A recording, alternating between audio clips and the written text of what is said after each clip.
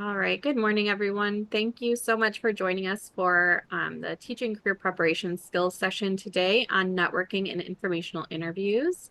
I'm Samantha Jackson, a career readiness consultant with Penn ISD, and I'm joined by Nikki and Wes, who are from Steelcase, and they'll be talking us through this content this morning, and then we'll be What? rounding it out with how to Not working. incorporate this in your classes or in your schools.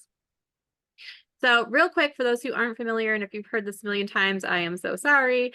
But for those who aren't familiar with Penn ISD Career Readiness, we have 4 career readiness consultants that work with all of the schools within the Penn ISD service area. So if you are in Penn ISD, then you have a consultant that works with you, and those are listed on the left there. If you don't see your school up there, that does not mean that we don't support you. We absolutely do. Just feel free to reach out and I will get you connected.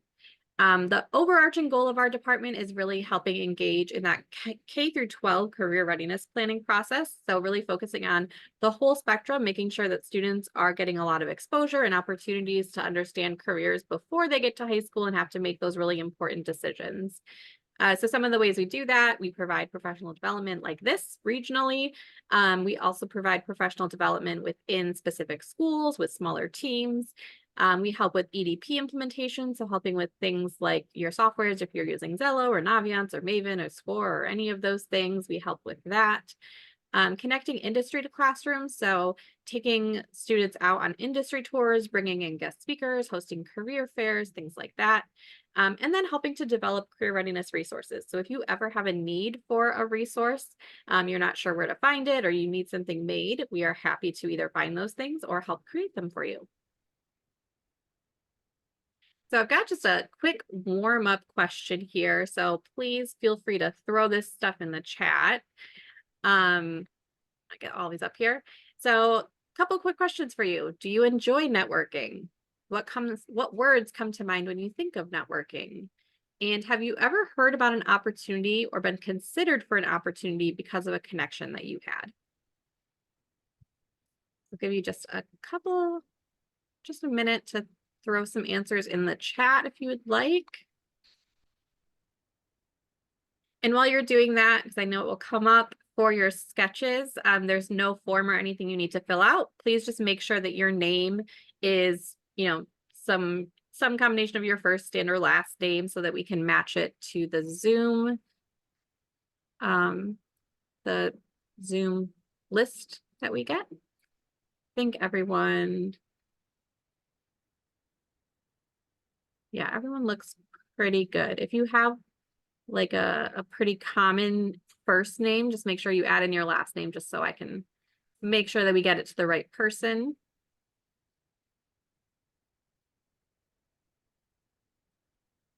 All right. Yeah, so a little bit mixed here. We have some people that like networking, some people that don't like networking. We enjoy meeting new people, don't necessarily like doing it for business. Yes, also challenging for me. I'm also an introvert, so that can definitely be a challenge. Yes, words that come to mind: connections, growth, support, collaboration.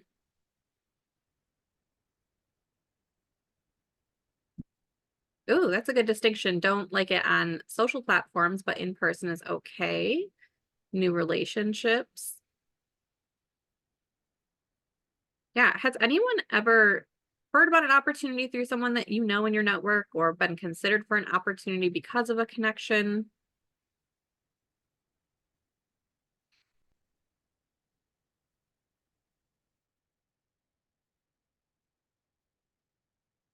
Yes, yes. Yeah, I know a lot of my positions I've, been told about through those connections. When I was applying to grad school, I remember even, just being associated with certain activities or certain associations. People mentioned that when I was like interviewing for positions, like, oh, I was really intrigued because you're a part of this thing or you've done this thing that I also did. Yeah, connections led to other opportunities. Awesome. All right. So now that we got you thinking a little bit about networking, I am going to turn it over, I think, yep, to our guests here who are going to dive a little deeper into this topic. Great, thank you, Samantha. Let me share my screen.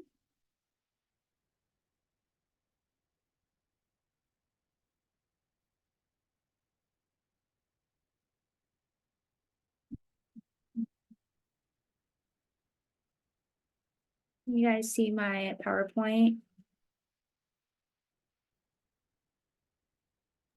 Not yet.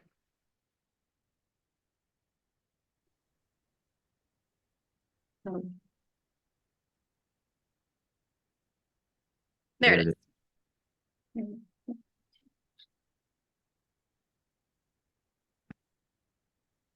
Awesome. Well, good morning, everyone. I am Nikki Castro. I am a campus recruiter at Steelcase. And for anyone that may be familiar with the name, but not sure exactly what we do, we are a global furniture manufacturing company where our headquarters is here in Grand Rapids. But like I said, we are global, so we are all around. I will let my colleague introduce himself before we dive in. Hey everybody, I am Wes Trammell. I am a talent marketing consultant with Steelcase, former campus recruiter like Nikki, also former career coach at Calvin University. It was Calvin College when I was there. So glad to be here today to talk about networking because it's something I used to talk to students about all the time. So should be a good time. Yeah, and we absolutely love the idea of early career readiness for students K through 12. I think it's very impactful for the students to really get a better understanding of different pathways and careers that they can explore during that early career exploration. So the fact that you guys really have this type of train the trainer and training career preparation opportunities, I think is going to be super impactful for students. So super excited to be here with you all today. So with informational interviewing and networking, so we will be diving deeper into what they are, how to do them, why are they valuable, and then also understand the differences between informational interviews and networking because they are different. So to start off our conversation, we thought we'd ask if you guys could add in the chat what questions or curiosities you might have about the topic to start off. I'll be looking at the chat and hopefully we'll answer those questions in our slides today, but if not, we'll go back into those questions you had at the end. And now we'll be sharing a video. Any thumbs up to just let me know if the audio works would be very appreciated.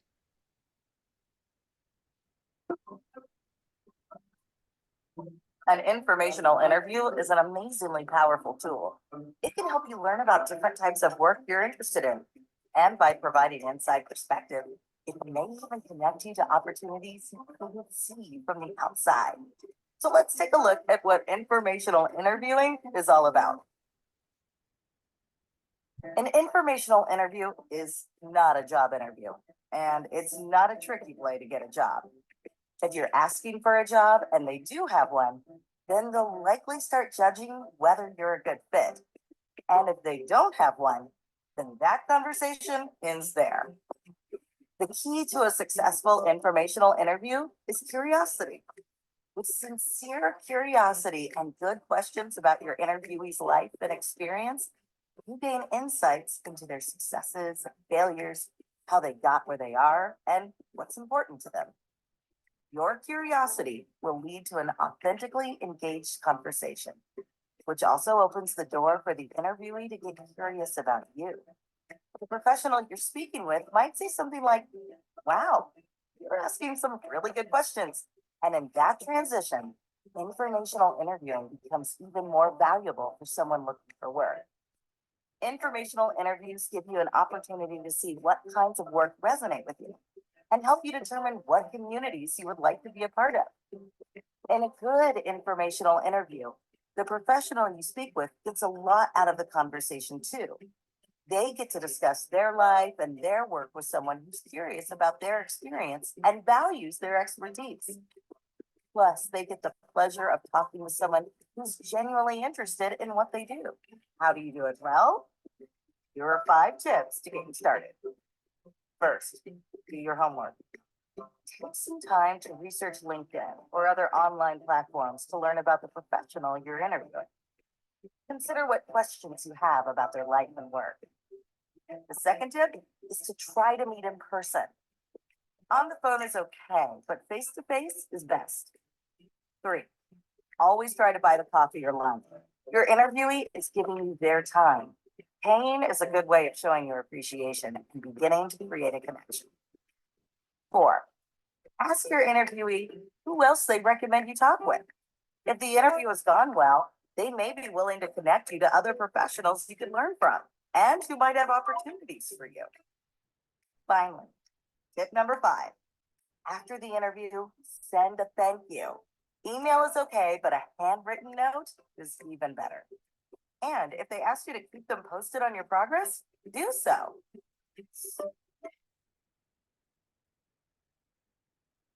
So I think that video was a really great overview of informational interview, what it is.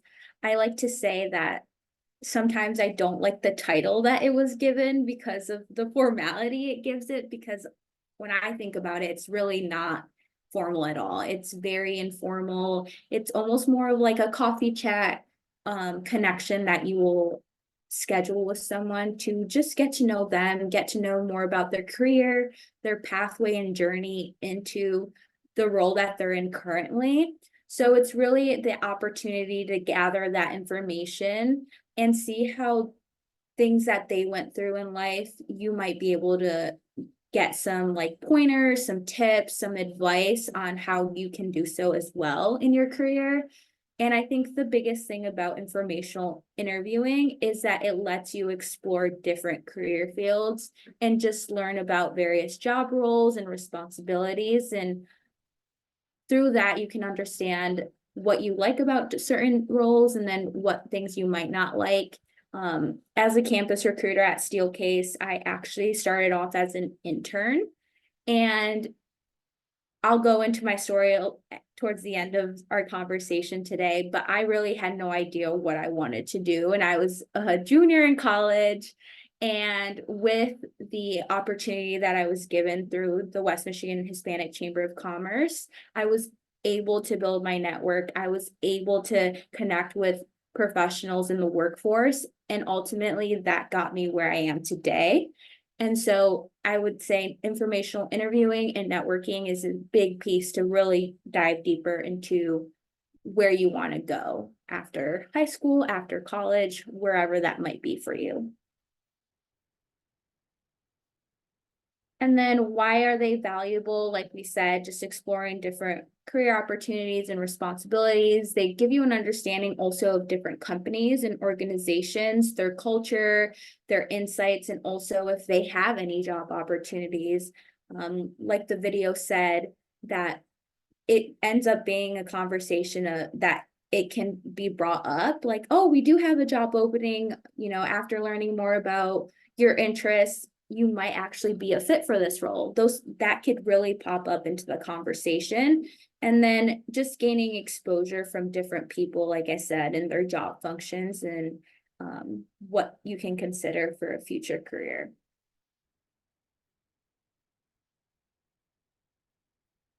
And then I added this. So there are definitely several ways that you can request an informational interview. LinkedIn is a really great resource. Finding different people in different career paths, using that search button is very crucial on understanding the different jobs and opportunities there are, but also events. Networking dives deeper into those events, but going to different industry specific events, any events that the school might be hosting, I think will be a really great opportunity. I know I saw actually an event pop up from Kent ISD of like having different companies come talk to students. So those are really great opportunities to request an informational interview. And then also referrals. Explore those opportunities with others, ask them if they have anyone they could refer you to in a certain career field. So connecting with teachers, mentors, career advisors are really great ways to find a referral for different career paths. All right, so how to prepare. Nikki kind of started that off a little bit in the previous slide. But first and foremost, I would probably say, especially if you're helping a student out, is help that student figure out what fields they're interested in. Maybe starting with what are your favorite subjects in class or in school that you like. Are you a numbers person? Do you like math? Are you a history person? Do you like science? Things like that. But not just subjects in school, but maybe hobbies outside of school. Are you good with your hands? Do you like to think a lot? What types of things do you like to do? Do you like video games? Do you like um, board games, stuff like that? Are you a problem solver? So, um, and then I would guide them to ask, people in their network, if they know anyone. So as a kid, your network isn't as big or as simple as maybe your network as an adult because you work with so many people. So I would probably, start with, okay, what do your parents do? What do your friends' parents do and things like that? If they play sports, do you have teammates that have parents that work for certain companies and things like that? So just help them to brainstorm and connect the dots to different people that maybe directly in their life or in their life in some other way through other people. So um, once you are able to pinpoint those people, the next step would be to contact the potential interviewee. So just if you know that person, obviously just giving that person a call, an email, or connecting with that person on LinkedIn, or just leaning on that person on your network to connect with that person. Um, an example, when I was in high school, I played basketball with a teammate, obviously, that uh, had a father that worked in marketing. I connected with him. So back in the day, if you're my age, 34, 35, we had MySpace. So I connected with my teammate through MySpace, like, hey, bro, it's okay if I like job shadow your dad one day. And that's how it kind of happens. So just leaning on people that are already in your life, and just coaching your students to be able to uh, put themselves out there.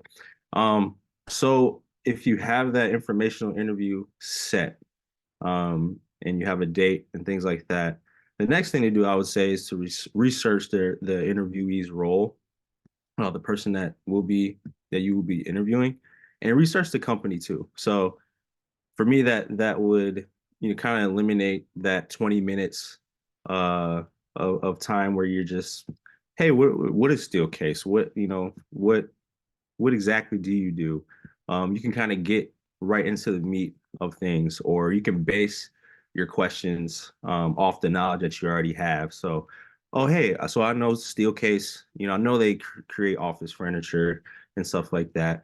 What kind of, people do you guys sell your furniture to? Just like more questions that, I guess have more meaning and you're able to dive deeper. So yeah, doing your due diligence and doing research, I think is very important beforehand. The next slide will talk about crafting questions, but definitely have questions beforehand. And what I think is very vital is practicing with a friend or family member. I'm like I said, former athlete. So what gives me confidence is practicing. So practicing those questions will help, especially a student that is, I don't know, 14, 15, 16, that maybe going to talk to an adult. That could be really, really intimidating. So the more prepared that student is, the better they'll feel, more confident going into the conversation. So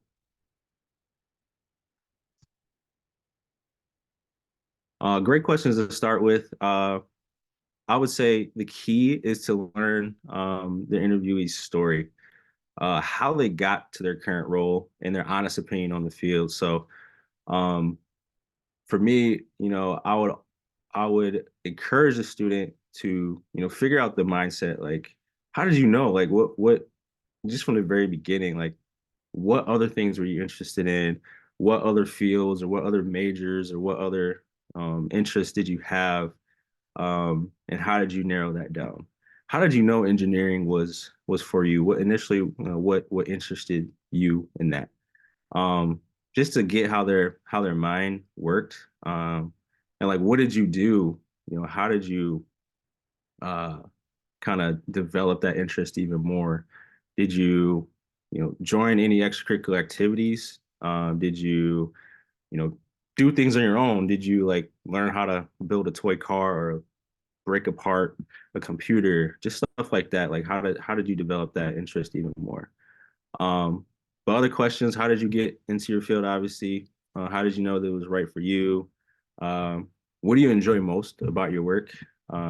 That's definitely a great question.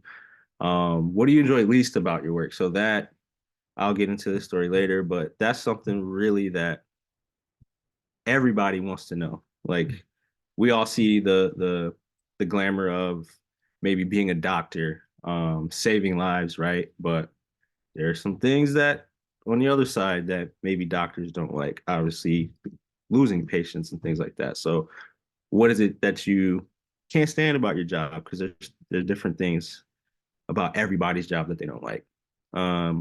What kind of people do well in your field?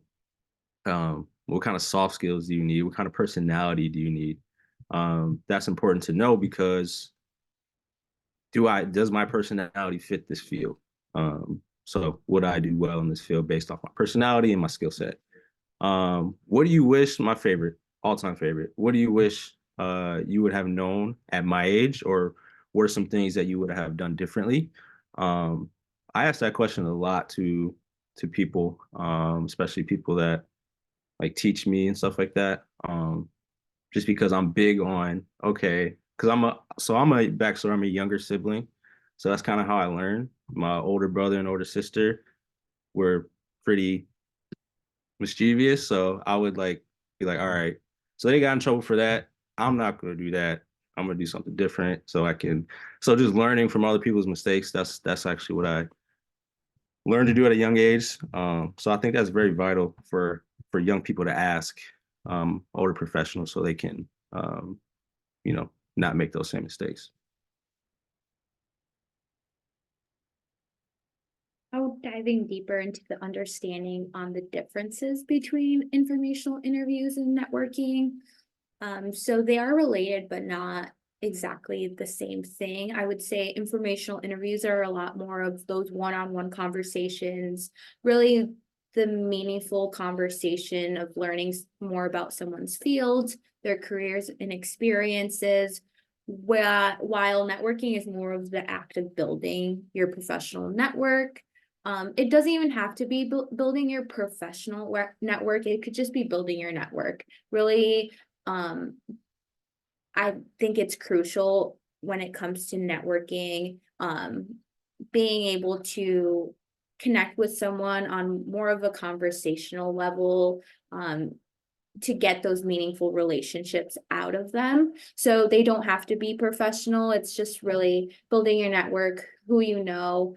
Sometimes I like to see it as the opportunities come ahead and those connections are very important because ultimately it's who knows you, it's not who you know.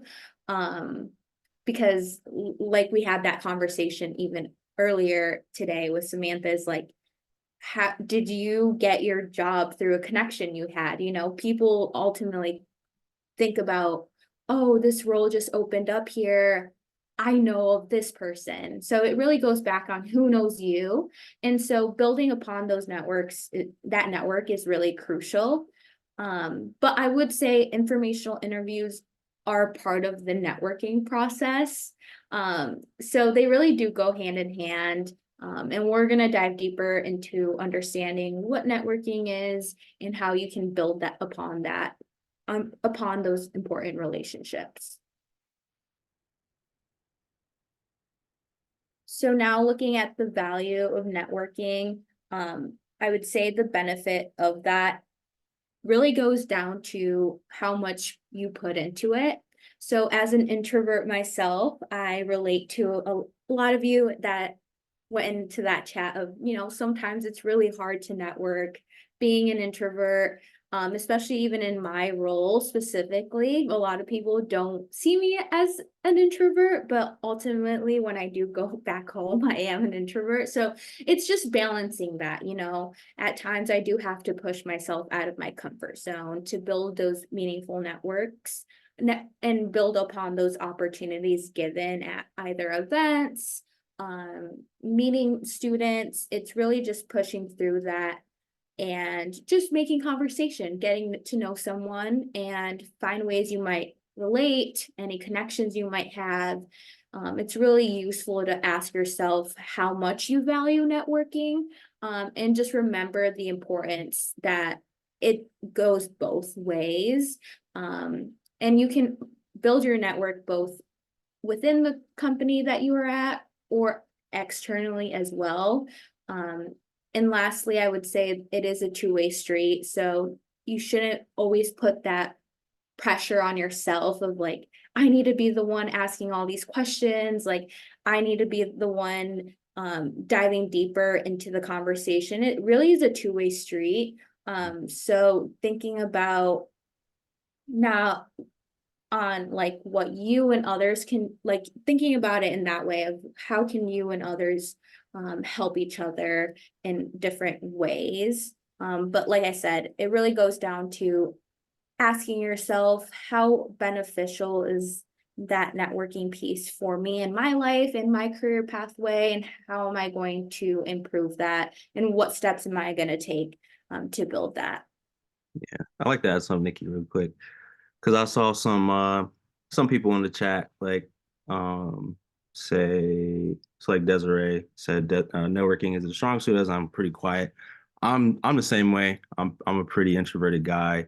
And I always thought like networking was going to a networking event, right? Where there's 100 or so people there. You got to make small talk with people and that awkward, just, hey, so what do you do? All that stuff. Like, in a sense, yeah, that's definitely networking. But another part of networking is the way I like to do it a lot is, being a reliable person and being like involved. So, if someone in your network is say, hey, we're looking for volunteers to, for this event, or for example, like my church this weekend is doing a cleanup event at a park. So something that's more natural where you're actually doing something and conversation is a little easier. While you're doing something, it's easier to spark a conversation with somebody while you're, cleaning up a park or serving or something like that. So just being involved and being reliable when people in your network are looking for help, if that makes sense. So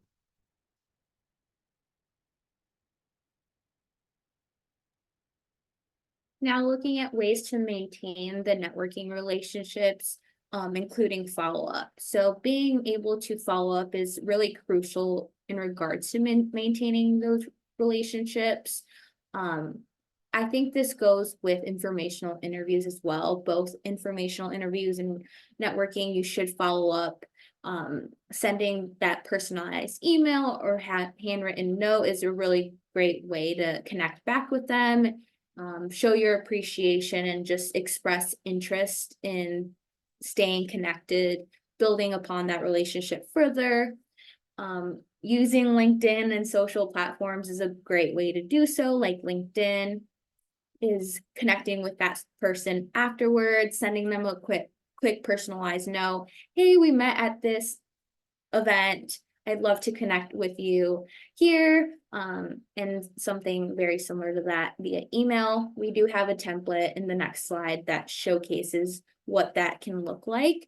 But something short and sweet, just thanking them or just letting them know that you really appreciate the conversation you had with them, because you never know where that connection could take you.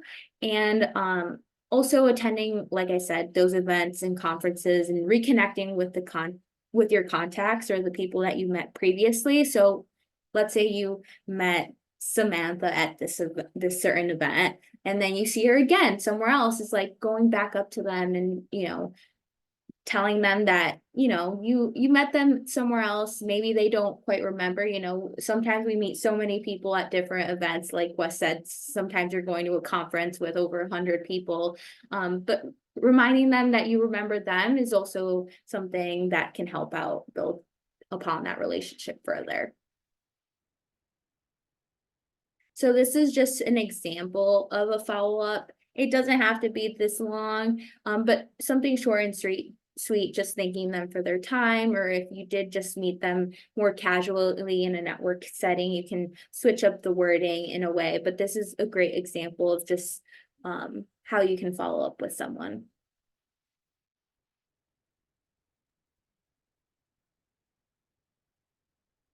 I want to share a story with the most successful information review that I've had.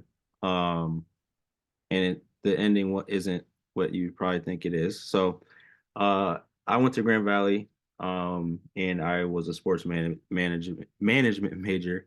If I did it over again, I probably would have chosen a different major. I would have done more research on what different majors offer, especially sports management.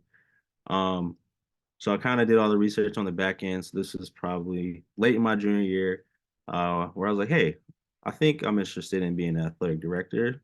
Seems cool. You get to work with kids. You get to, work in sports and stuff like that. So I set up an informational interview with someone in my network, the athletic director at my old high school at Jenison. And I sat down with him for a few hours. It was basically a job shadow too. I walked around with him and sat in calls with him and stuff like that. Yeah, for a few hours and asked him a lot of questions. Obviously we caught up because I've known him since I was a kid, but then it got down to the nitty gritty where he was telling me the truth about his job. And remember how I touched on really asking that person, what do you not like about your job? What are the drawbacks? And he told me about dealing with parents and dealing with, the pressures of uh, just like, expectations from parents and, oh, my kid should be playing. Can you talk to this coach? And a lot of that. But really the biggest thing was he kind of flipped it back on me and he asked me a question and he said, do you want to have a family one day? Do you want to be married? Um, and I said, of course, yeah, I definitely want to be married and have kids one day. And he said, I would not recommend, he said, I'm not telling you what to do. He said, but I would not recommend having a being an athletic director, having a young family.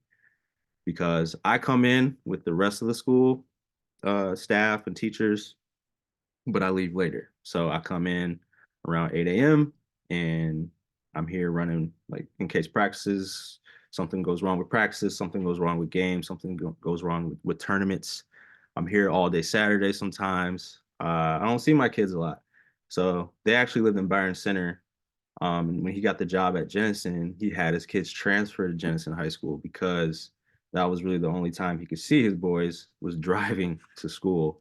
So that made me think. I drove home, and I'm just like, wow, I didn't even have a family yet, but I knew one day I was going to have one, and that really swayed my decision, and I didn't pursue an athletic director career. So I think that's how powerful informational interviews can be, is really having that candid conversation with the person that you may be talking to.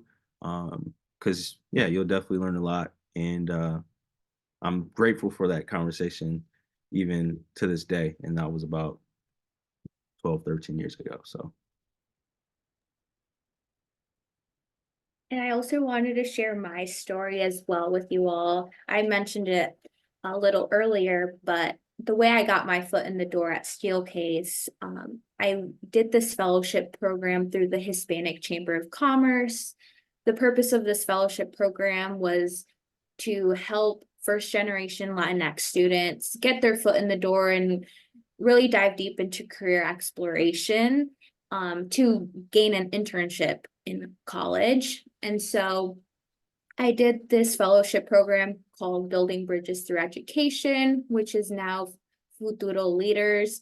They switched the name, but this ultimately really changed the whole trajectory of my career, my young professional career post college, and the fact that you guys are diving deeper and really interested in finding ways to help your students at a more younger level. Like I said, I think is going to be so impactful because this fellowship program was very impactful for me at a junior college level.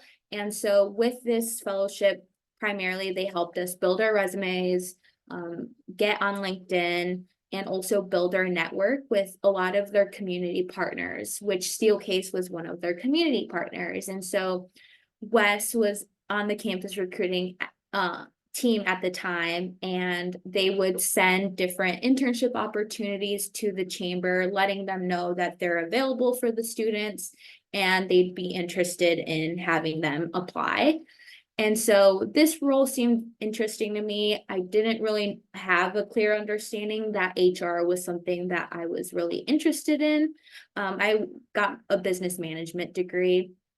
And so I went into that interview with actually Wes, with that background of practicing for interviews and having a better understanding on the importance of really just having conversation. I think something key with even formal interviews that I really took away is don't make it so formal. I started off that conversation very informal, and it really helped alleviate the whole process.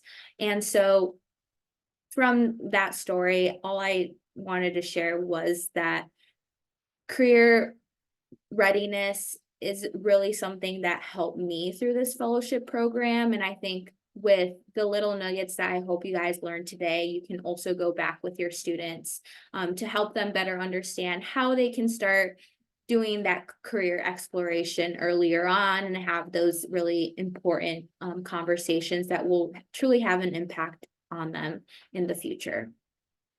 Yeah, I like that one more thing. So I mentioned before, well, first of all, Nikki, yeah, you knocked the interview out of the park. But anyway, so I used to be a career coach, as I previously mentioned. And I didn't go to school for that at all. You know, I didn't have any experience in that at all. And maybe as educators, you guys are thinking that too. Like I don't have any experience in this. I don't know how to help, a student, find a career. But I'll tell you guys what my former director told me at Calvin. It's really all about your experience. So you share your story kind of like we are with the students that you may be helping. What worked for you, what didn't work for you, how you got to where you're at. I think that provides so much value with for the student. So as long as you just share your story, and I think that's more than good enough, and I think that'll be more than impactful for that student. So just want to kind of end with that. So are there any questions?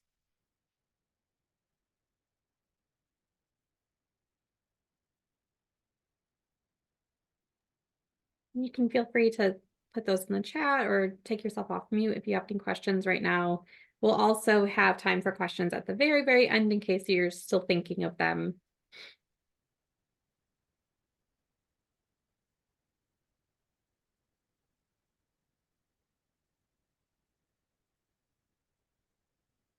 Right. Do you get asked to do networking interviews?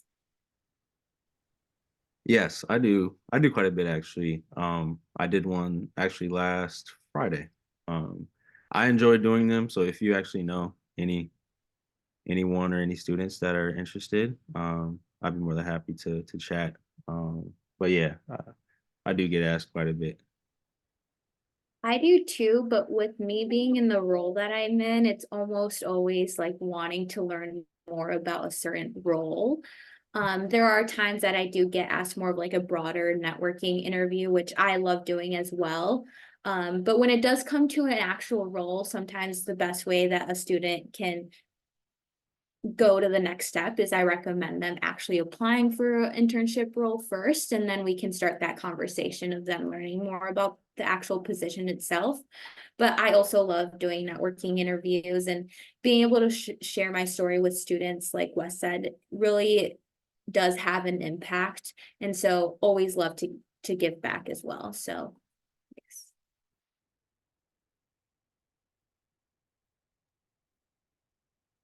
Yeah, I would also add encourage students to do information interviews with professionals in fields that they have no idea about or they wouldn't even think that they would like, because you never know what could happen out of that.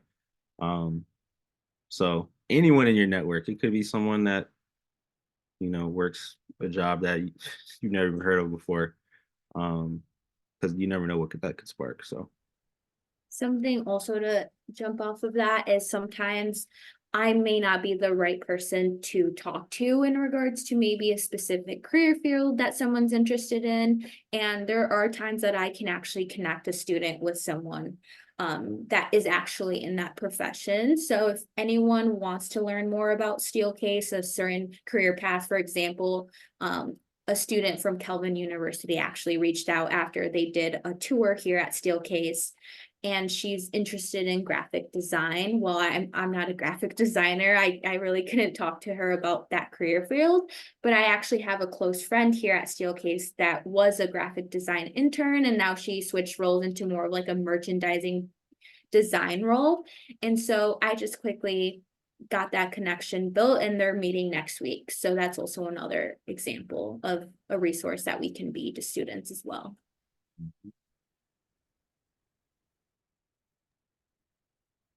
All right, well, we will switch over here again to talk a little bit more about kind of the implementation piece of this. But again, if you have questions, you can continue to throw those in the chat as we wrap up here. Let's see.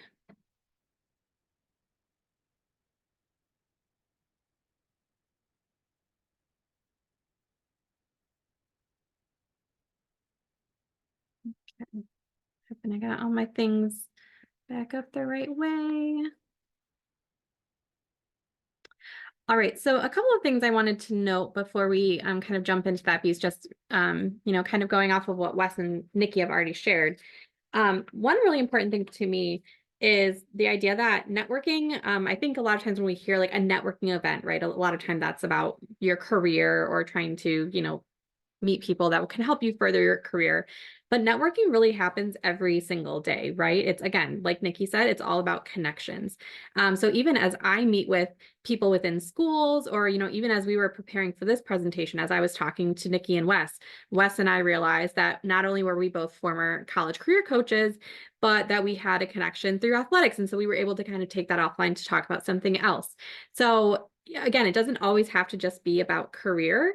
It's really just about knowing people and people that can help you out, especially as we're talking about our students, maybe they don't want to do what their parents do or what their aunt or uncle does, but they might work at companies that know people that can help them out. Just like Nikki said with that student who's interested in graphic design. No, Nikki can't not necessarily help with that, but can connect the student in that way. So really everything is a networking opportunity for students. They kind of alluded to it earlier. One of my favorite quotes about networking is, it's not about who you know, it's about who knows you. So yes, it's great if you can think of a person that you can reach out to, but it's even more impactful if you can leave an impact on someone, that they think of you when, a role opens or an opportunity comes up that they think that you would be a good fit for, and they can reach out to you. Because, you'll see a position if it's posted, but if it's not, then, you know, whoever those people know are the people who are going to find out. So really important to leave an impact on the people that students are connecting with so that they think of them when those opportunities come up. And then I also just thought about when I was doing an internship, one of the most important things that one of my mentors told me, I was going away to do a summer internship, and she told me to never eat lunch alone. And at that time, I was in grad school. I was still kind of trying to figure out what I wanted to do with my career, specifically in my field. And so she recommended to never eat lunch alone. She told me, you know, whenever you have a chance, reach out to different people. I was on a college campus, but she told me to reach out to different people in the organization. You know, ask them if they'll have lunch with you to just see what they do. And so I made so many connections on that campus that summer just because I asked people to go to lunch with me. And they were always more than happy to do it.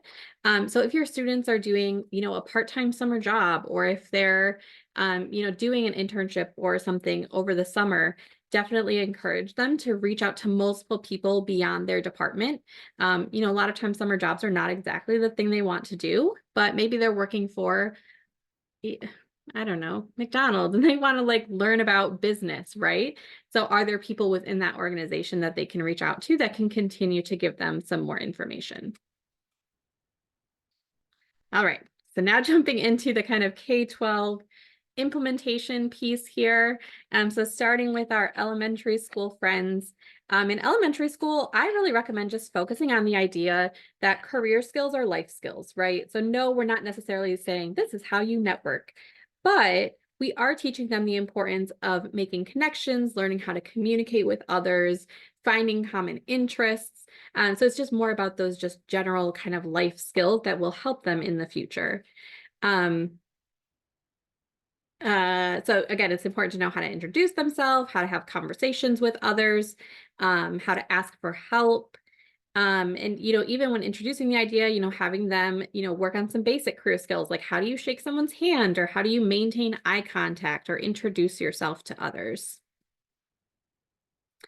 And just having them think about their own connections. So one example we have here, something we created for a school, is a VIP career tree.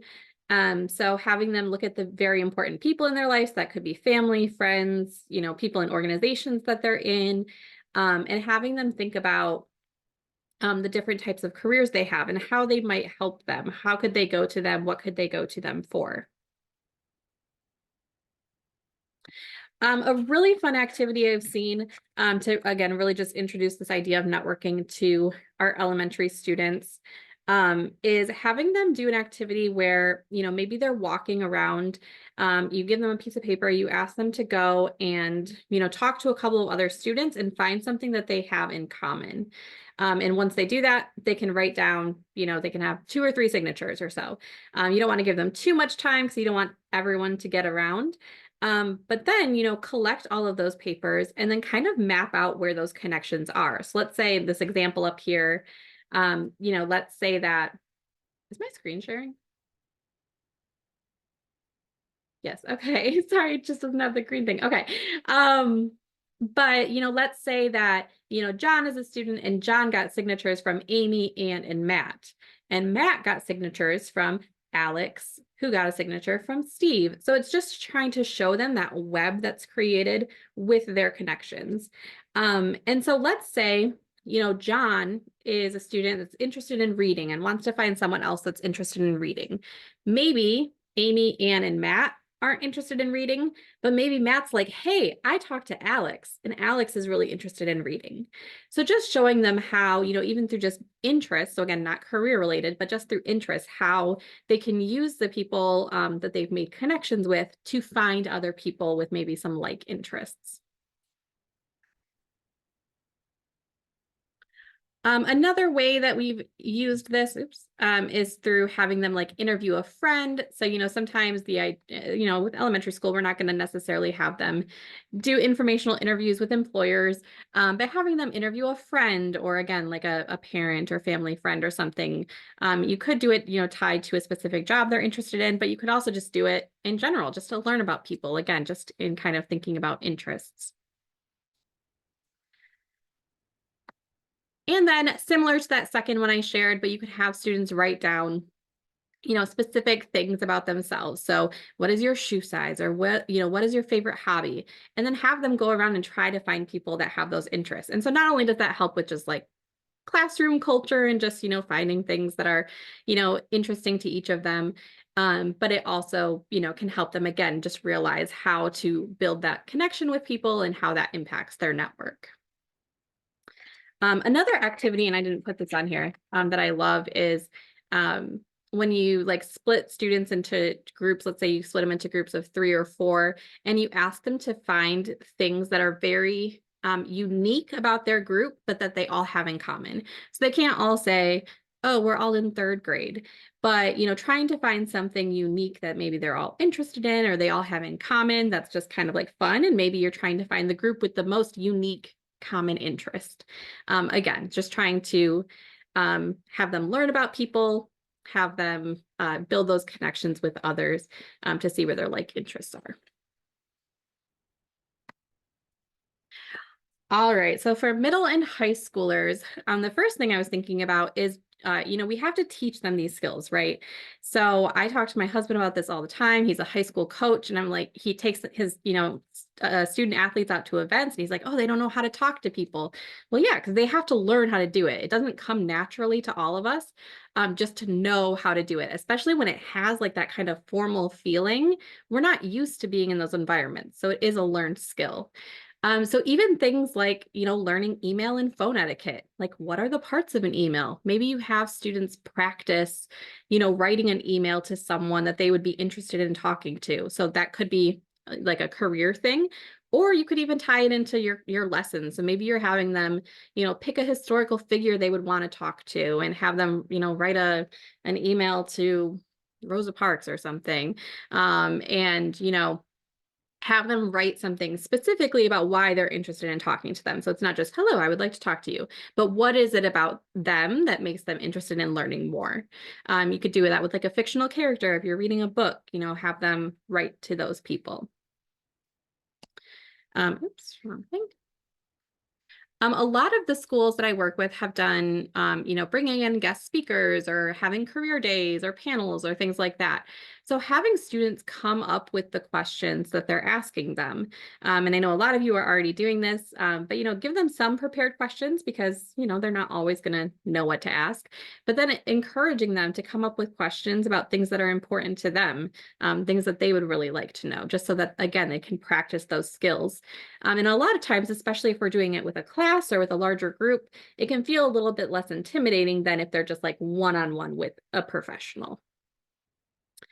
Actually having students conduct an informational interview. So again, I know there are some schools that are already doing this, but having it be part of their career research project or a portfolio or something where you're, not only asking them identify a job that you're interested in, but also go out and talk to someone that's in that job. And if you have students doing those or having them do job shadows, whether they're required or they're just choosing to do them, make sure that they're doing the outreach. So again, a lot of the schools I work with, they'll reach out to me and say, hey, I have this student with this really niche interest. Like, can you help me find someone? I pass along the information to someone, and then they have the student reach out to them. Because again, it's just a really important learned skill. I've even had counselors that have, brought the student into their office and had them practice making the phone call, have them actually make the phone call or send the email from their office, just so you're providing that support. And then, of course, with our high school students, we talked about this in a couple other sessions. Like, it actually is not too early to help them start to build their LinkedIn profile.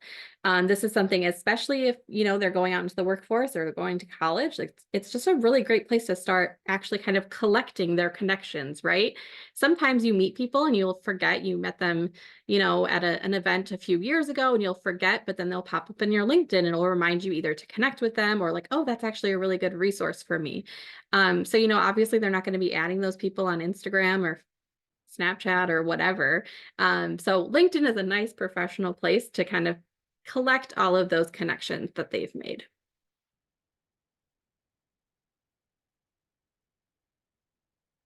All right.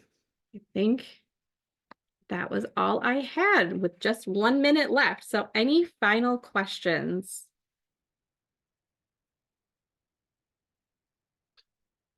As you're thinking of those, I do just want to let you know about our last few events that are happening this year.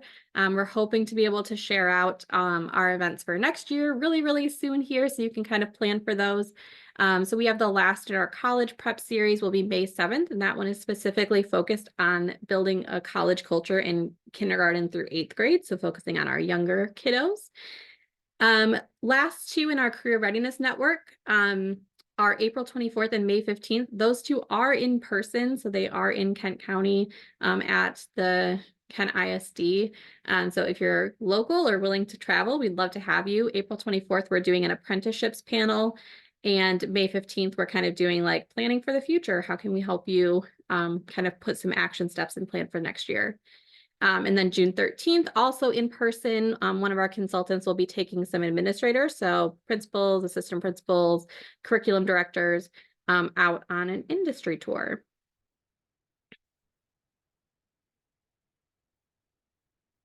All right, 10 o'clock on the dot.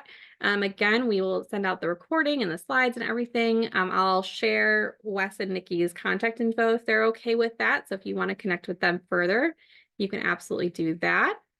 If you have any questions, feel free to reach out to me. And that is all we have for today. Thank you, everyone. Thanks for having us. Thank you all.